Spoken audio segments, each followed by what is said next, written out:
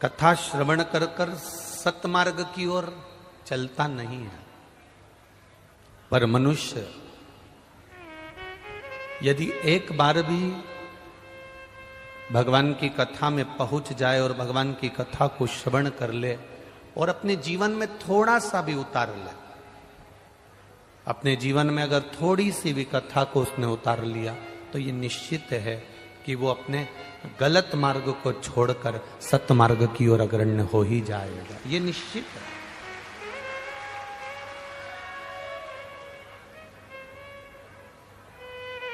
कितनी दूर से आप लोग कथा सुनने के लिए आए हो?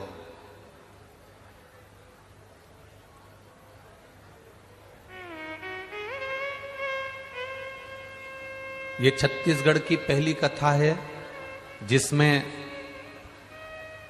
कथा का पंडाल नहीं लग पाया था और भक्त कथा के पंडाल में आकर बैठ गए थे।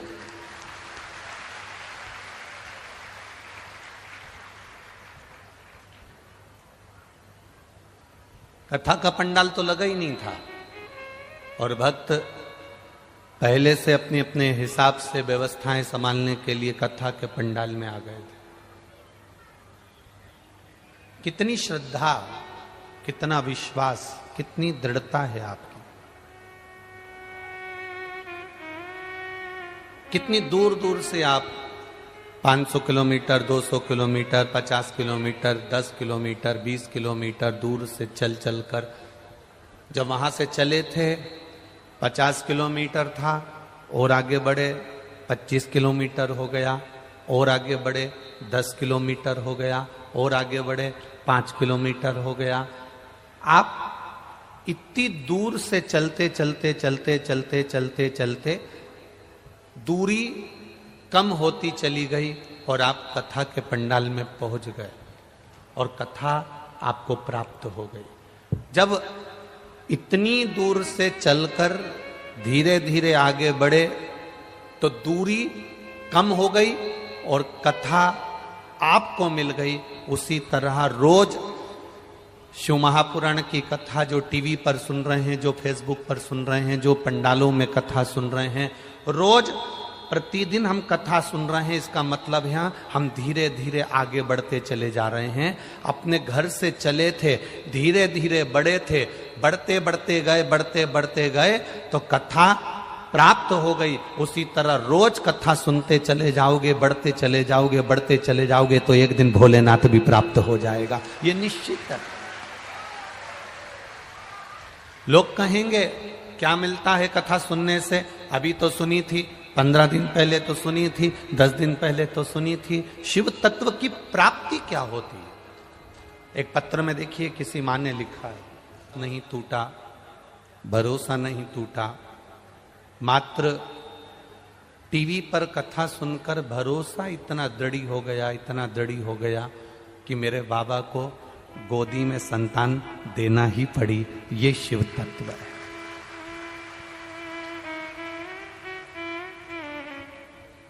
अब करो भजन। कितनी दूर से चले आप, कितने दूर से अपने अपने घरों से चले, 50 kilometre, 30 kilometre, 40 kilometre, 100 kilometre, 80 kilometre, 17 kilometre चलते चलते चलते चलते चलते चलते कथा तक पहुंच गए। जब चलते चलते बढ़ते बढ़ते आप कथा तक पहुंच सकते हो तो ये निश्चित है कथा सुनते सुनते सुनते सुनते आप उस भोलेनाथ तक भी पहुंच सकते हो। ये निश्चित था, ये पक्का है। आप उसकी चौखट तक जाना है, आपको उसके दरवाजे तक जाना है, आपको उसके द्वार तक जाना, तो वो भक्ति के बल पर जाएगा। बोल बम का नारा है, हम उसके सहारे, हम उसके बल पर, हम उसके विश्वास पर उसको प्राप्त कर सकते हैं।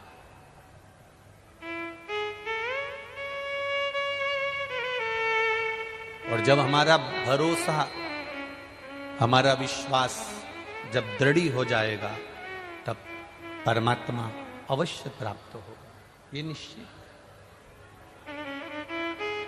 भरोसा जब दृढ़ हो गया, विश्वास जब पक्का हो गया, परमात्मा मिलेगा।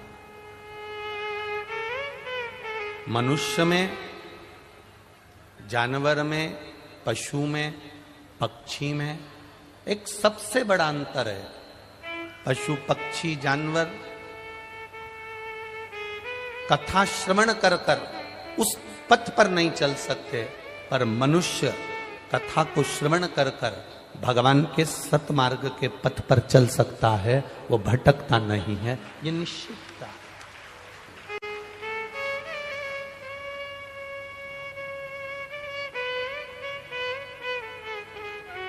एक मानव को जो ज्ञान प्राप्त होता है, अगर उस ज्ञान का उसको अहंकार नहीं हो, उस ज्ञान का उसको अभिमान नहीं हो, तो शिव महापुराण की कथा कहती है वो मानव संपूर्ण विश्व में कुछ ना कुछ अच्छा कर कर चले जाता है। पर जिसको अभिमान आ जावे, ज्ञान का अहम हो जावे, ज्ञान का अहंकार आ जावे, फिर वो परमात्मा को प्राप्त नहीं कर पाता है। एकांतेश्वर शिव महापुराण की कथा हमको यही बता रही है। एकांतेश्वर शंकर भगवान की कथा हमको ये कह रही है।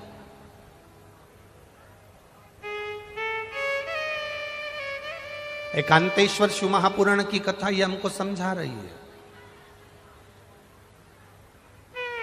कि हमें भक्ति के बल को कैसे था। शंकर भगवान को चढ़ाया गया एक लोटा जल खाली नहीं जाता है। जिसने महादेव को एक लोटा जल चढ़ाया है, महादेव ने उसका जल चढ़ाने वाले हाथ को मेरे महादेव ने पकड़ लिया, और पकड़ लिया तो उसको पार लगा दिया।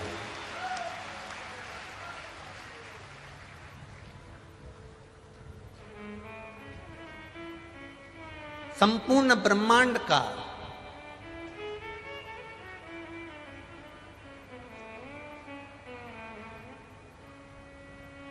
महाराज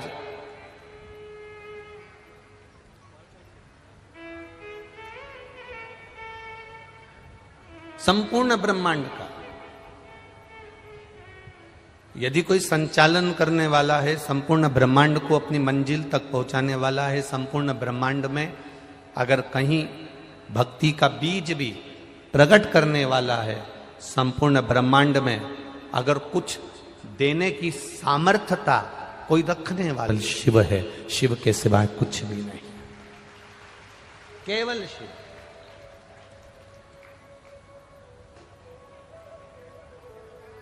अगर कोई झूठे मुंह से मतलब है कि कोई भगवान को नहीं मानता, भगवान के भजन में नहीं जाता, भगवान शंकर के मंदिर नहीं जाता, भगवान की कथा में नहीं जाता, भगवान के स्मरण में नहीं जाता, भगवान की पूजन में नहीं जाता, दिखावे से भी अगर कोई शंकर के मंदिर में पहुंच गया, उसका मन नहीं है, उसका चित्त नहीं है, उसका विचार नहीं है, फिर भी वो शिव के मंदिर तक अगर पहुंच गया, भले किसी के साथ गया, इतने सारे लोग अगर कथा में आए हैं तो इसमें से कुछ लोग ऐसे भी होंगे जो अपनी मम्मी को, अपने माता को, अपने पिता को, अपने चाचा को, चाची को, काका को, काकी को छोड़ने के लिए भी आए होंगे, और उन्होंने कहा मैं कथा सुनने नहीं बैठूंगा, बस आपको छोड़ूंगा। तो के बच्चों ने जब कहा कि मैं आपको छोड़ूंगा और चले जाऊंगा, तो घर के लोगों को कह देना चाहिए ठीक है, तू हमको उसके दरवाजे तक छोड़ दे और फिर चले जा, मना नहीं है। घर के बच्चे एक बार उसके दरवाजे तक पहुंचे तो भले हमको छोड़ने पहुंचे, पर मंदिर के द्वार तक, कथा के पंडाल तक, भगवान की शरणागति तक आए तो जो एक बार बच्चा अपने माता पिता को कथा स्थल तक छोड़ने आ जाता है, जो एक बार बच्चे अपने माता पिता को मंदिर तक छोड़ने आ जाते हैं तो मंदिर का सेठ, मंदिर में रहने वाला भोलेनाथ और मेरे शिव महापुराण उस बच्चे का हाथ भी पकड़ लेते हैं, भले छोड़ कर गए।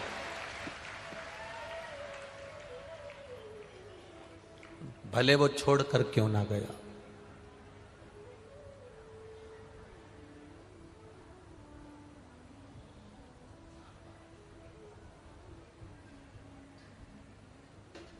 जिसने भले कहा मैं कथा में नहीं बैठूंगा, मेरे पास इतना समय नहीं है कि मैं कथा में बैठूं, छोड़ूंगा चले जाऊंगा। हाउ पति ने कहा मैं कथा में नहीं बैठूंगा, छोड़ूंगा और चले जाऊंगा। हाउ कोई बात नहीं, तुम चलो तो छोड़ के तो आओ।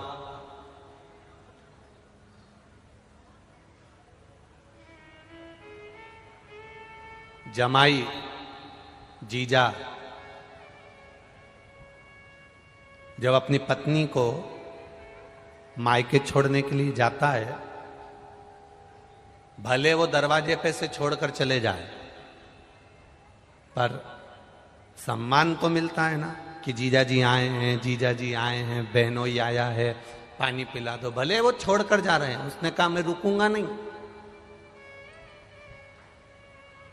पर दरवाजे तक आए तो जमाई अपनी पत्नी को मायके छोड़ने के लिए आता है, भले अंदर प्रवेश करे ना करे, घर के अंदर आए ना आए, दरवाजे से भी अगर लौट कर जाएगा तो भी सास ससुर उसको तिलक करके 500 रुपए का लिफाफा कपड़े दे देते हैं, क्योंकि जमाई आया है। उसी तरह तुम्हारा बच्चा, तुम्हारा बेटा, तुम्हारी बेटी, तुम्हारे परिवार वाले भले अंदर आए ना आए, बाहर से भी अगर कथा में छोड़कर चले गए तो भी मेरा महादेव कुछ ना कुछ तो दे ही देता है।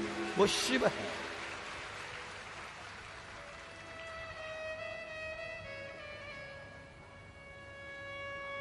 मैंने तेरे ही भरोसे बाबा, तेरे ही भरोसे हवा बिच उड़ती जावांगे बाबा, डोर हतो छेना में कटी जावांगी। भोले मैं तेरी पतंग, शंभो मैं तेरी पतंग। शिव पुराण कह रही है,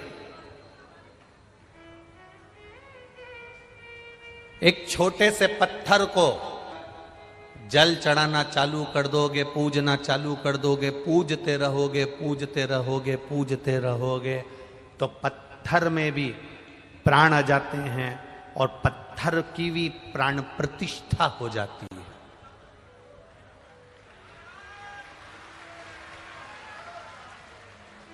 एक पत्थर को तुमने पूजना चालू करा, एक पत्थर को तुमने परमात्मा मान लिया, एक पत्थर को तुमने परमेश्वर मान लिया, एक पत्थर को तुमने पूजना चालू करा, तो पत्थर में प्राण आ जाते हैं और उसकी प्राण प्रतिष्ठा हो जाती है। मंदिरों में राम जी की मूर्ति, कृष्ण जी की मूर्ति, शंकर जी की मूर्ति, देवताओं की मूर्ति सब पत्थर की होती है, सब पत्थर की है।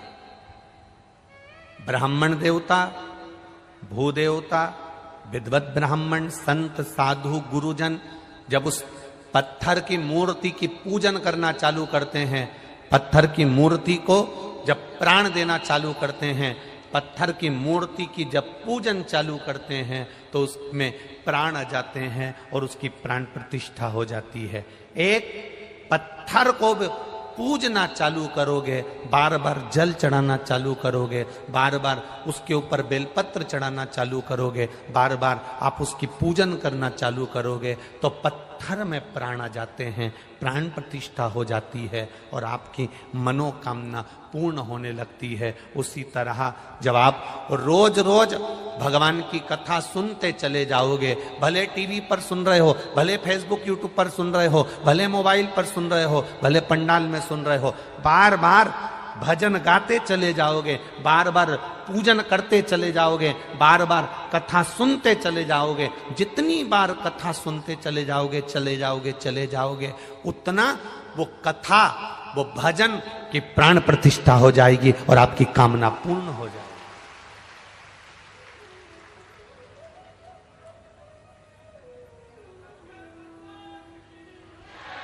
भजन के बल को बढ़ाओ, दिखावे को मत बढ़ाना। आज के जमाने में बहुत नौटंकी चल रही है दादा, बहुत दिखावा चल रहा है। इनके यहां जाओगे तो काम हो जाएगा, उनके यहां जाओगे तो काम हो जाएगा। चक गर्मी भी पड़ेगी, बैसाख का महीना भी है, तुम दान भी कर रहे हो, पुण्य भी कर रहे हो, किसी को एक गिलास पानी भी पिला रहे हो और कथा का तत्व ग्रहण कर रहे हो, खाली नहीं जाए। भजन में मन लगा, जितनी देर कथा में बैठो, दूसरों से बात नहीं करना है, व्यवस्थाओं को नहीं देखते हुए सबसे कहना है भैया तुम्हारे पांव पड़ूं, हमें 3 घंटे की कथा में से 2.5 घंटे मिलते हैं, आधा घंटा तो आशीष भैया ले लेते हैं, 2.5 घंटा मिलता है, उसको हमें सुनने दो। 2.5 घंटे की कथा के लिए सुबेरे 6 बजे से जगह संभाल कर बैठते हो, तब जाकर यह कथा प्राप्त होती है, सहजता नहीं।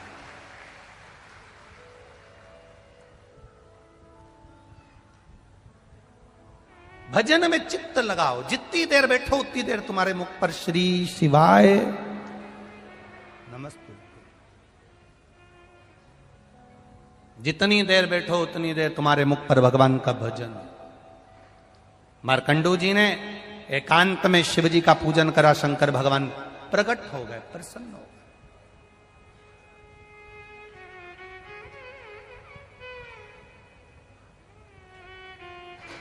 हमसे लोग कहते हैं कुबेरेश्वर धाम की इतनी महत्वता क्यों है, वहां तो अभी शंकर जी भी नहीं, कंकर शंकर है। हम उनसे कहते हैं वो एकांत